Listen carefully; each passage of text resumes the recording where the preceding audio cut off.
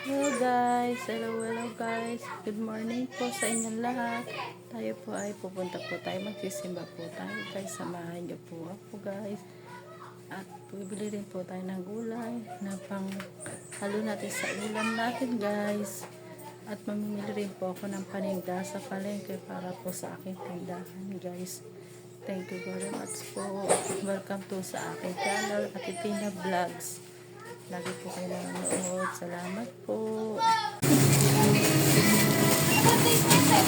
Yes. Po guys, namili po tayo ng ating paninda guys.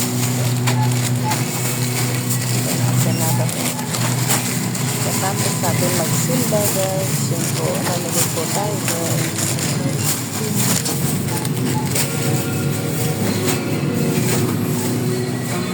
Hello guys, yan po yung ating nabili na kahapon ng isda. Yan po ay sasabawan po natin guys. Lalagyan po siya ng talbos ng kamote, kamatis, sibuyas, sili, kalamansi, at tanlad.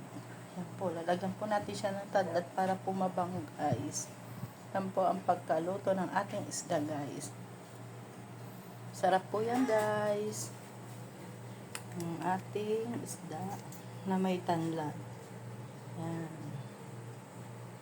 Yan po guys. Samahan niyo po ako magluto guys.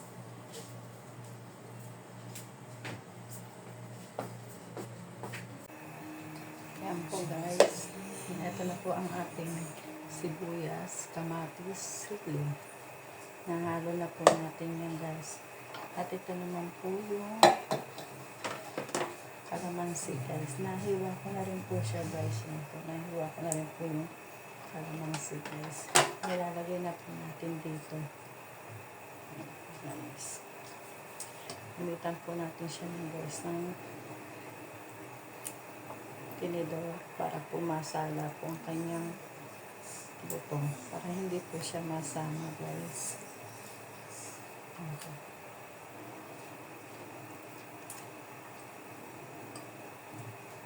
Siya na po kayo sa aking kusina, makalat.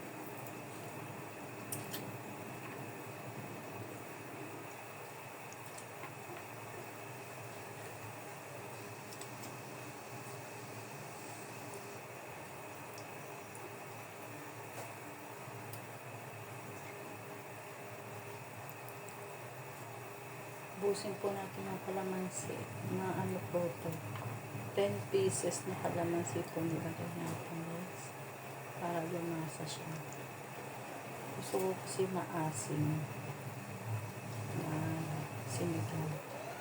Kahit po sa baboy, pag naghahalo po ko ng pansigat. Gusto ko maasim.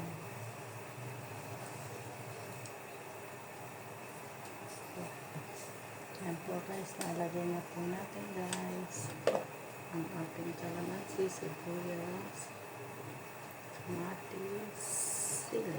Yan po guys, nalagay po natin siya ng ating tubig na po guys. Yan po guys, sasalang po na natin ang ating ulam guys. Nilagyan na po natin ng tubig, sibuyas, kamatis, tanlad at sili. Yan po ang ating sisigang. Pag kumulo na po yan, doon po natin lalagay ang isda. Yan po. Pakukuluin muna natin po yung tanlad na yan sa kamatis, sibuyas, sili, tubig. Yan po guys. Yan po guys, nakulo na po ang ating sabaw. Ilalagay na po natin ang isda guys. Yan po, isda. Yan. Ilalagay na po natin yan guys. Yan. Yan. Yan po guys, lagay po natin ang ating isda. Yan. Yan. Yan po, hintayin po natin siya kumulo ulit. Pakukuloyin natin ulit siya guys para mailagay na po natin ang ating gulay guys. Yan po guys, nakulo na po yan guys. Lagyan po na natin ang asin guys. Yan. Lagyan na po natin siya ng pang-asin. Di ba kanina guys? Ngayon asin naman po guys. At lalagyan na rin po natin guys yung talbos. Kasi maano na po yung isda eh.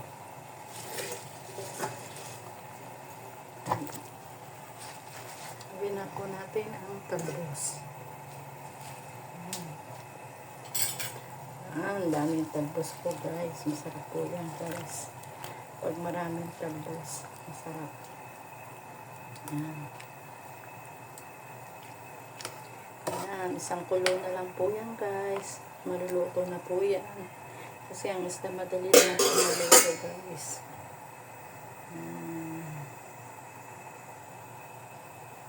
Yan po guys. Okay na po yan guys. Luto na po ang ating sinigang na may tanlad.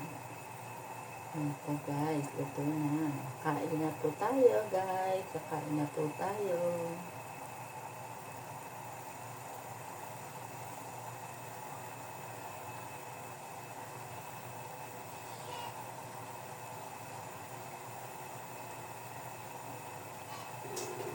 Guys, luto na po ang ating ulam guys.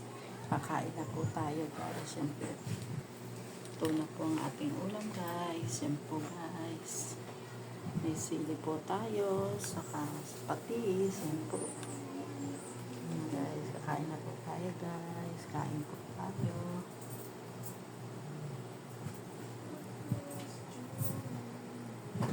Yan po guys. Sama po kayo sa amin. Kakain po kami guys.